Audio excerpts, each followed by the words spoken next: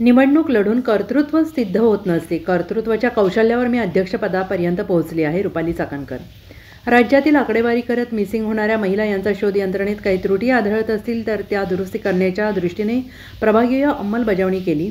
E सुरक्षा राज्यभरात घेऊन जातोय. महिला धोरणांमध्ये प्राधान्याने महिलांच्या मातृत्वाला सन्मान दिलेला आहे. ट्रान्सजेंडरसाठी महिला आयोग पाठपुरावा करत आहे.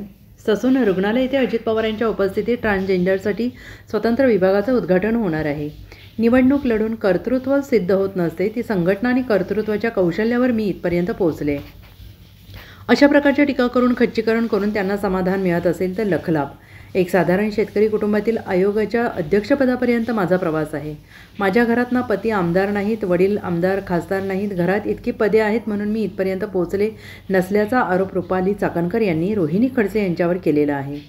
तुमच्या विरोधी पक्षाकडनं तुमचाच इतिहास काढला जातोय की 2012च्या पुणे महानगरपालिकेच्या निवडणुकीत तुम्हाला मनसेच्या उमेदवारांसमोर अर्धी मतं मिळालेली होती. त्यामुळे तुम्हाला गेल्या 10 वर्षात तुमच्या पक्षाने का मोठं केलं? मी त्यावेळेस नवीन होते 2012च्या दरम्यान आणि मी निवडणुकीला उभी राहिल्यानंतर त्या इतिहास ज्यांनी काढलाय त्यांनी अजून थोडं पाठीमागे जाऊन अजून इतिहास काढावा. मी ज्यावेळेस निवडणुकीला उभी राहिली त्यावेळेस राष्ट्रवादी काँग्रेस पक्षाचेच विद्यमान 2 नगरसेवक अपक्ष म्हणून उभे राहिले होते आणि ती मतं होती ती माझी वैयक्तिक मतं होती. पक्षाची मतं विभागली गेलेली होती आणि माझा इतिहास काढून कोणाचं भविष्य बदलणारं नाहीये. त्याच्यामुळे माझ्या इतिहासाच्या खोल्यात जाण्याचा फार कोणी प्रयत्न करायची गरजही नाहीये. माझ्या इतिहासामुळे त्यांचे मताधिक्य वाढणारही नाहीयेत.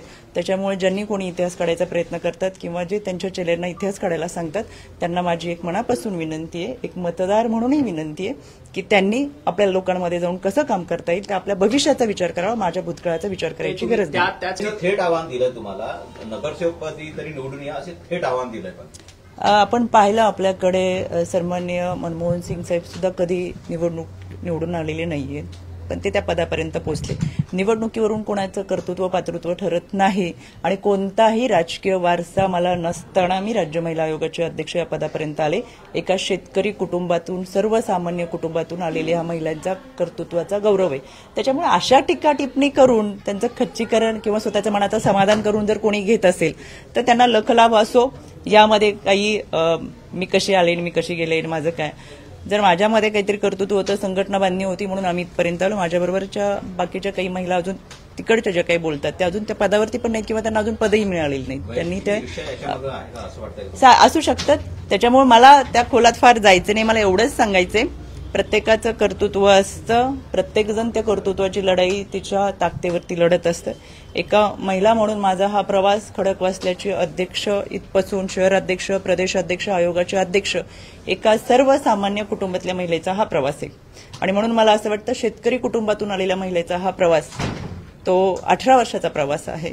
मी पूर्वी बचत गटांचं काम केलेलं आहे आणि त्यानंतर राजकारणात आलेली आहे. त्याच्यामुळे माझे पती आमदार आहेत, माझे पती खासदार आहेत, माझ्या घरामध्ये कोणी आमदार खासदारकी आहेत, वडिलांची आहे, भावाची आहे, म्हणून मी या खुर्चीवर बसले. 18 वर्षानंतर असं झालेलं नाहीये. मी ज्या संघर्षातून, संघटनेतून आलो त्याचा मला अभिमान आहे. Bureau report, SBN Marathi, Mumbai.